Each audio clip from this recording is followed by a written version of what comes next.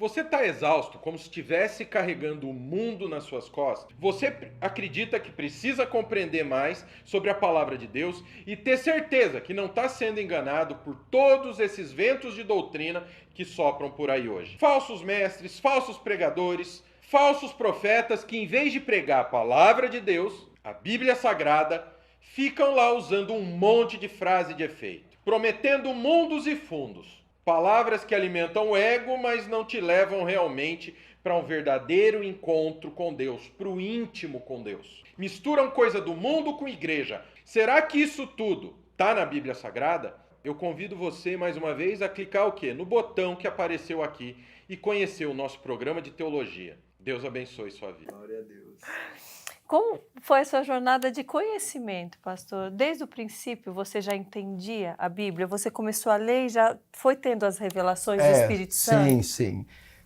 Isso é uma doutrina muito interessante, que é a doutrina da iluminação. Quando um ímpio lê a Escritura, às vezes ele não vê nada mais que palavras, um embaralhar de coisas. Tanto é que dificilmente o ímpio, ele crê ou ele entende só lendo. Mas após a conversão, nós recebemos o Espírito Santo.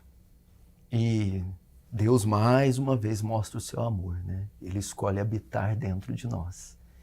E o Espírito Santo faz o quê? Ele ilumina as Escrituras. Com certeza você já deve ter lido textos que queimou no seu coração, ou textos que se misturaram com suas lágrimas enquanto você lia. Sim. E você às vezes nem entendia porque aquilo falava tanto. Sim. É o que o Senhor fez comigo.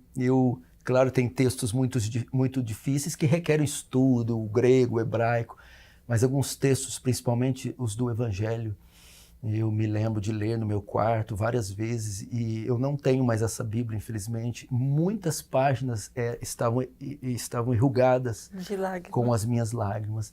O entendimento que o Senhor foi me dando de certos textos, de certas passagens, foi ali bem no início. Então eu comecei lendo, orando, e alguns textos mais simples, já entendendo que o Espírito Santo ilumina qualquer pequenino, qualquer, mesmo quem não tem escolaridade, o Espírito Santo vai dar entendimento da palavra.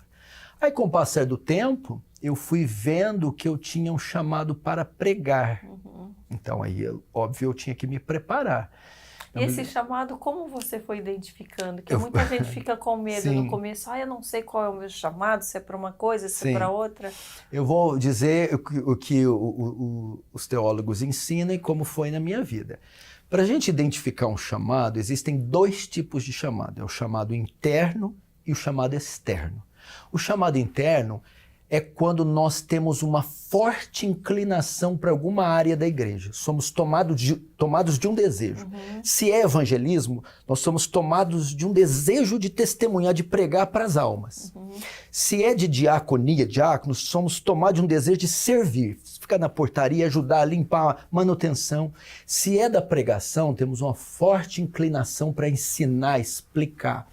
E eu me lembro, esse é o primeiro, depois eu conto do meu chamado. E o segundo é o chamado externo. Por quê? Como eu sei que aquilo não é só emoção, fogo de palha. O chamado interno é confirmado pelo externo. O quê? A igreja onde eu estou, ela confirma aqueles dons. Ela diz assim para mim, se eu tenho chamado a pregação, pessoas ao meu redor, a congregação, bem como a liderança, diz, você tem vocação para isso. Você abriu um culto, fez uma oração, você leva jeito. Outro começa a te chamar de pastor. E quando você tem a oportunidade, toda a igreja, ela sente paz, ela concorda, ela confirma. E aí a coroação vem com a liderança. Então sempre isso, chamado interno. Então você pensa, mas eu não queria esse ministério, eu queria esse. Calma, o Senhor não vai te dar aquilo que você não deseja.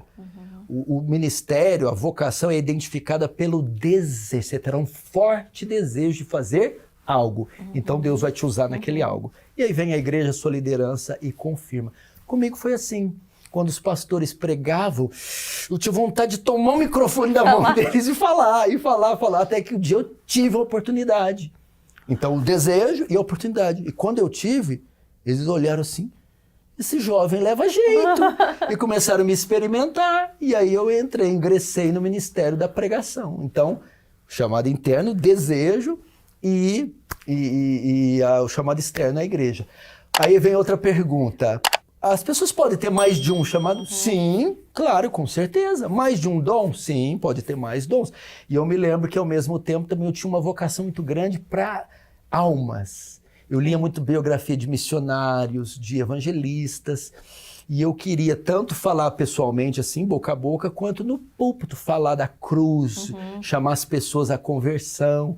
Então, a gente pode ter mais de um chamado também. Teve algum momento em que você se viu já fazendo aquilo que você havia sido chamado e se julgando ou sendo julgado por outros, que não estava bem feito, ou você achando que poderia ter feito melhor, ou que tinha que estudar mais? Sim, sim. Aí no começo a gente tropeça um pouco, né? A gente vai mais com a emoção, a gente não está tão preparado, né? E assim, né? Se você notar, os discípulos deram tanta cabeçada. Pedro, então, afundou nas águas. Pedro falou, cortou a orelha do soldado. Então, todos nós temos o nosso início de Pedro. Sim. Precipitados, afoitos. Ama tanto o mestre que quer matar pelo mestre. Pedro, embainha a espada, né, tal. E então eu tive meus tropeços. No início falei coisas precipitadas, me equivoquei em alguns pontos nas doutrinas, mas caindo, levantando, apanhando, você aprende, né?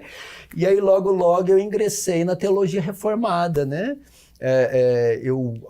Deus foi tão gracioso comigo, meus primeiros anos de convertido. Esse aqui eu nunca falei.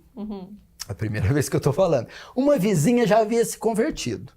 E essa vizinha ficou sabendo que eu me converti. E crente, quando sabe que amigos se convertem, é uma alegria.